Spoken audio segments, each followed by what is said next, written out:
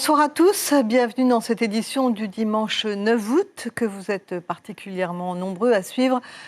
Compte tenu ce soir de la découverte d'un foyer de contamination du coronavirus à Papeete, on va vous informer le plus exactement possible en nous basant sur les faits et uniquement les faits. Voici les titres que nous allons développer ce soir. En commençant bien sûr par ces cas de Covid déclarés peu après une soirée festive dans un restaurant du centre-ville. Ce soir, on estime à environ 20 personnes le nombre de personnes contaminées en Polynésie. Oui, vous avez bien entendu, 20 porteurs de la Covid-19. Ce sont les chiffres du ministère de la Santé. 13 ans déjà, le jour anniversaire du crash d'Air Moorea a été célébré par des familles qui n'oublient pas ce drame. Fleurs et prières pour les défunts par des proches qui restent dans une peine infinie. Nous n'oublions pas que la semaine qui arrive, c'est aussi celle de la rentrée. Notre rubrique Fais-nous-moi d'antan nous fera revivre celle de Huayné en 1998, une époque où les sacs licornes ou super-héros n'étaient pas encore obligatoires dans la panoplie de l'écolier. Et nous refermerons ce journal avec Marguerite Lai et sa troupe au Tahiti. Beau spectacle hier et avant-hier soir sur la scène du Grand Théâtre de la Maison de la Culture où tous les spectateurs étaient masqués pour inhaler ce thème, le grand souffle de la vie. Un cluster, pour utiliser un anglicisme à la mode, ou un foyer si vous préférez. Oui, l'affaire du restaurant Le Piment Rouge peut inquiéter. Depuis la soirée festive du 31 juillet, plusieurs cas de contamination ont été répertoriés. Et nous sommes désolés d'avoir parlé hier soir des 6 ou 7 août dates erronées qui nous ont été communiquées par le ministère de la Santé. Quoi qu'il en soit, une fête réunissant beaucoup de monde, sans aucune précaution visiblement, a contaminé le 31 juillet 11 personnes supplémentaires. Il s'agissait de faire une copie miniature des fêtes de Bayonne, une ville basque, où ce grand rassemblement a pourtant été annulé cette année. Mais à Papeete, certains ont quand même voulu jouer avec le feu. Le reportage de Thierry Stempfler. Chacun jugera comme il l'entend ces fêtards réunis il y a 8 jours dans un restaurant basque de Papeete. Près de 200 personnes en 2 soirs dans un lieu clos. Dès que les autorités ont appris que parmi elles, il y avait au moins un cas positif à la Covid, l'alerte rouge a été déclenchée. Un cas positif, donc derrière on fait ce qu'il faut. Elles étaient tous de proximité, elles n'avaient pas de masque. Elles ont fait la fête, voilà, on a bu dans les verres, chacun a bu dans le verre du voisin. Voilà, il y a des conditions qui font qu'il vaut mieux effectivement tester tout le monde pour que l'on s'assure qu'il n'y a pas de problème. Et on a demandé à ces personnes en plus de faire attention, de respecter les gestes de barrière avec leur famille, avec leurs amis, pour que voilà. Les personnes en question ont été testées depuis ce matin. Les résultats des analyses seront livrés rapidement. Pour mieux comprendre ce qui s'est passé, voici des images des fêtes de Bayonne en France l'an dernier. 1 million de personnes, une ambiance déjantée, mais ça c'était avant la Covid. Et cette année, les fêtes de Bayonne ont été annulées dès le mois d'avril. Et ce qui paraît accablant, c'est ce message du Piment Rouge, publié avant ces fameuses soirées, pour être le seul endroit sur Terre où les fêtes de Bayonne seront honorées cette année. Le résultat, c'est le premier cluster potentiel de Covid-19 en Polynésie. Alors que les cas positifs se multiplient depuis 48 heures, les habitants expriment une certaine inquiétude. On remarque du laisser-aller quand même. Dans certains secteurs où les gens ne respectent pas la distanciation et ni les mesures barrières. Oui, il y a du laisser-aller. Mais c'est quand même imprudent. C'est imprudent de leur part. Pour tout le monde qui sont là quand même. C'est vrai que dans un espace aussi confiné, mais bon, les gens ne peuvent pas s'arrêter de vivre non plus, donc il faut faire avec, je pense. Maintenant, ça va être un petit peu ça. Je suis inquiet pour ça, pour cette maladie-là, et pour les enfants aussi, à l'école. En cette semaine de pré-rentrée, la vigilance de tous sera sans doute amenée à augmenter pour essayer de passer ce cap très délicat. Alors, les chiffres exacts, 11 cas supplémentaires à ajouter aux 2 cas de la gendarmerie de Faa, ce qui porte à 13 les cas décomptés depuis hier, à ajouter aux cas de la semaine passée. Bref, nous sommes à 20 cas de Covid-19 sur le territoire. Par contre, les tests effectués sur le Paul Gauguin depuis la semaine dernière sont revenus négatifs. Le drive de dépistage de l'Institut Malardé sera à nouveau ouvert à tous dès demain de 8h du matin à 16h. Et justement, n'oubliez pas ces gestes protecteurs comme vous lavez régulièrement les mains, tousser et éternuer dans un mouchoir à usage unique. Surtout, évitez de vous serrer la main ou de vous embrasser. Et puis si vous avez des doutes sur votre état de santé, vous pouvez appeler le 40 45 50 00 ou le 15. Plus que jamais, soyez prudents. Enfin, j'ajoute que la direction des enseignements a décidé d'interdire au personnel de l'éducation de rejoindre leur poste cette semaine. S'ils ont pris récemment un vol international, ils devront présenter un test négatif pour accéder à leur établissement ou se rendre dans les îles. Des colliers de fleurs jetés à la mer en mémoire des victimes du crash d'Air Moorea. C'est le geste symbolique auquel ne dérogent pas, année après année, les victimes collatérales de ce drame. Les familles restent en deuil, dont il est cruel de perdre si violemment un être cher, surtout quand les responsabilités ont été très mal assumées. Il y a 1 heure à peine, les proches des passagers se sont réunis au parc Paofei pour un geste devenu traditionnel. En raison de la Covid, il n'y a pas eu de cérémonie officielle. Les proches des victimes ont déposé des fleurs un par un sur la stèle du souvenir. Et puis à Moorea, cérémonie également organisée comme chaque année par la municipalité. Une trentaine de personnes étaient présentes. Une commémoration toujours empreinte d'émotion. Le reportage de Nicolas Suir et Patita Savea. Cérémonie de commémoration en faveur des victimes du crash d'Air Moorea. Comme chaque année depuis 13 ans, une prière est dite, des gerbes de fleurs sont déposées. Alain ne peut retenir des larmes en pensant au drame. Les souvenirs sont très vivaces. Le corps de son frère au milieu des débris dans l'océan, jamais il n'effacera cette image de sa mémoire ni la douleur de son cœur. Elle est toujours là et une journée comme aujourd'hui ravive encore cette douleur avec toujours nos questionnements, nos interrogations et ce deuil qui pour certains n'arrive pas à se faire. C'est votre cas ? À vrai dire, dans notre malheur, on a été chanceux parce qu'on a retrouvé le corps de Bruno. Donc Bruno est enterré, on a un lieu où le rencontrer. 30 personnes seulement étaient présentes. Pour autant, la cérémonie doit avoir lieu. Elle représente un message de soutien important aux familles des victimes.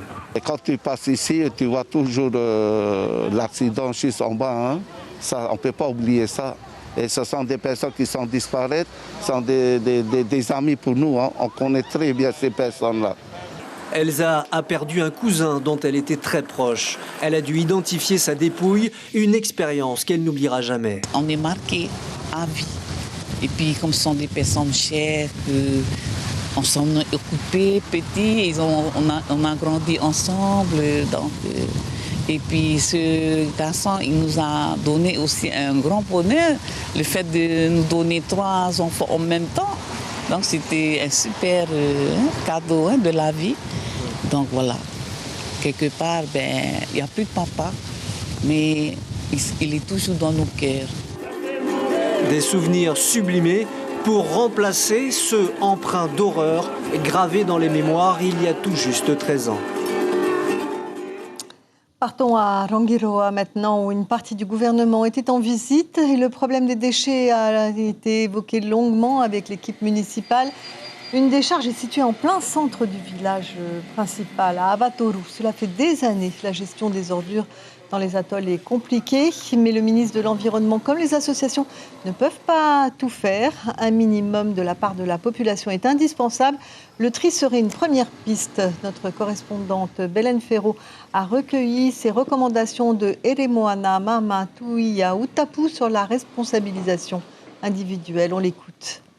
Les crédits ont été accordés par le pays et l'État sur les études maintenant sur le plan de gestion des déchets. Il faut maintenant trouver des passerelles entre l'équipe communale et les associations pour pouvoir avoir une politique de tri sélectif efficace.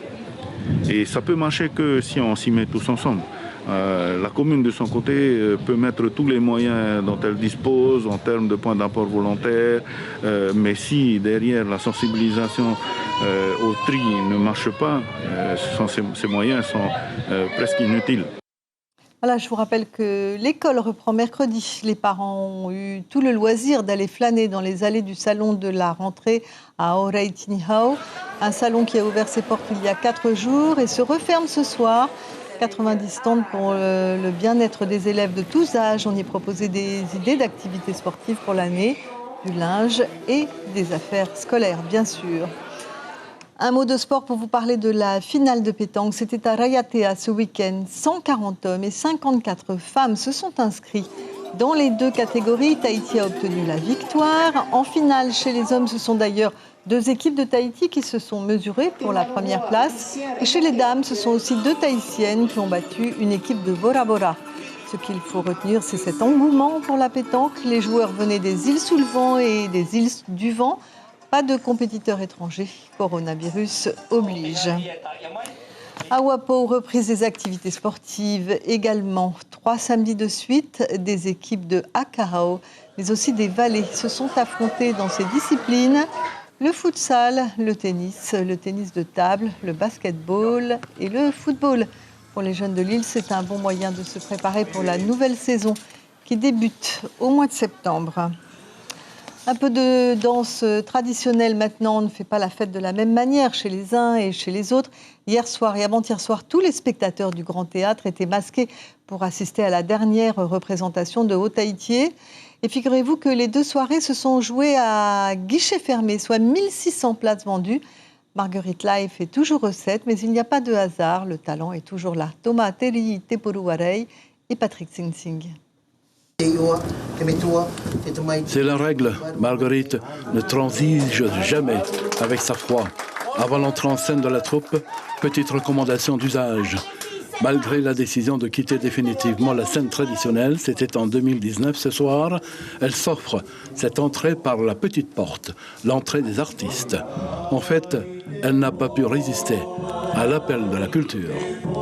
Depuis le mois de mars, Haut-Tahiti n'a plus de spectacle. Ça s'est arrêté brutalement sur le Paul Gauguin et les divers mariages qu'on a. Je ne peux pas laisser le groupe comme ça, sans spectacle, jusqu'à quand? Ouais, la grande question, d'autant qu'Haut-Tahiti n'a réellement rien perdu de sa superbe, avec seulement la moitié de son effectif hier soir. Haiti a répondu à l'appel, comme plusieurs autres, secrètement, elle y croit encore. Elle quitte la scène, mais pas Haut-Tahiti. Pas Haut-Tahiti. Oui. Mais si Haut-Tahiti revient sur la scène... elle ne montera pas sur la scène, mais elle sera toujours là. Ça fait 1 mois qu'on se prépare, acharnement, au moins 4 fois par semaine, jusqu'à 21h. La deuxième partie de la représentation plonge les spectateurs dans le réel. Jusque-là, elle avançait masquée. Elle se dévoile en évoquant Te Ahunui, le grand souffle, thème né sous la plume de l'académicien Jean-Claude Thirier Oiterei en pleine crise sanitaire. Ce thème va très bien avec cette pandémie actuelle où le hao nous empêche de respirer. Mais en tous les cas, avec tout ce qu'on a entendu hier soir, il y a beaucoup de monde et ce soir aussi on est vraiment content et on a hâte de se mettre sur la scène pour Te Ahunui et Haut-Tahiti. Passionnée, passionnante, la grâce à l'état pur. Haut-Tahiti a enthousiasmé vraiment son petit monde. La troupe de Marguerite Lai n'en est qu'à son premier appel.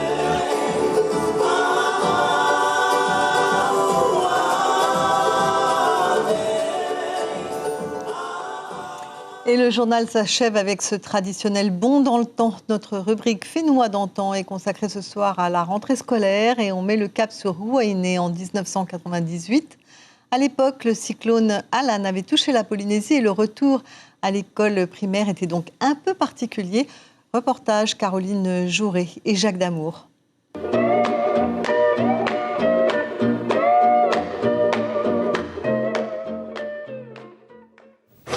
4 mois après le passage d'Alan, l'école primaire de Fiti a retrouvé fière allure. Une école toute neuve, du sol au plafond, en passant par le bloc sanitaire, complètement remis aux normes d'hygiène.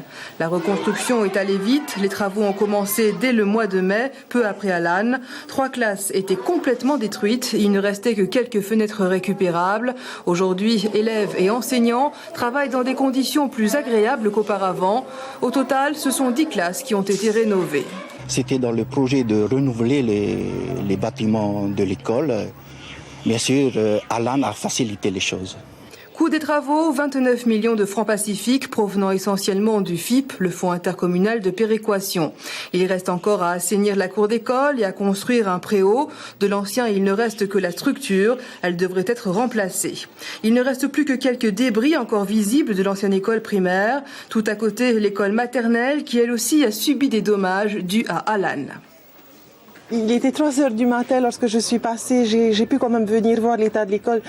J'en avais gros sur la patate parce que c'était une partie de ma vie qui était partie. La solidarité a joué à tous les niveaux. À Wahine, où la population s'est serré les coudes, la commune a donné de l'emploi à 25 jeunes sans qualification. Nous avons recruté ces jeunes sur l'île même de Wahine en répartissant ces recrutements dans tous les villages pour permettre à tous ceux qui ont besoin, qui ont une famille à nourrir, de trouver un petit moment de l'année. Pour l'école maternelle, 21 millions de francs pacifiques provenant du FIP également ont été utilisés pour les travaux. 6 modules sont rénovés, le préau sera terminé en décembre. La sécurité n'étant pas assurée, la rentrée scolaire a été repoussée ici au lundi 31 août.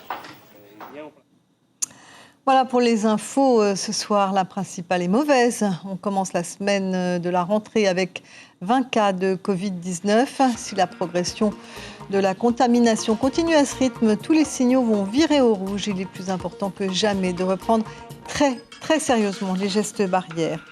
Et voilà comment nos confrères de la presse vont titrer leurs éditions de demain. Tahiti Info titre sur la fin de l'appellation Covid-free en Polynésie. La une de la dépêche de Tahiti, au moins 20 cas confirmés. Voilà. Merci d'avoir suivi le journal. Demain, vous retrouverez pour vos journaux télévisés Chiquita Taiva Darouzès et Stéphane Ratino. En radio le matin et à midi, Axel Mézinel et Abinera Temataotoa. L'info qui va très vite est aussi à suivre sur le net, mais attention aux rumeurs et aux fake news. Ce soir sur Polynésie la première, un film avec Isabelle Adjani intitulé « De force ». Voilà, je vous souhaite une belle semaine et une belle rentrée. Soyez prudents et à bientôt.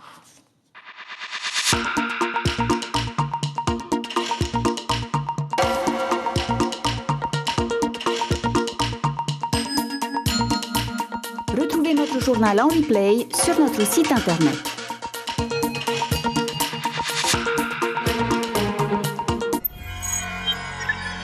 Retrouvez ce programme en replay sur notre site internet